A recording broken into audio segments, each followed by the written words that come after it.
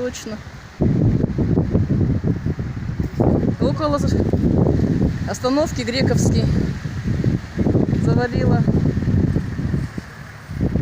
тополь, свалила столб.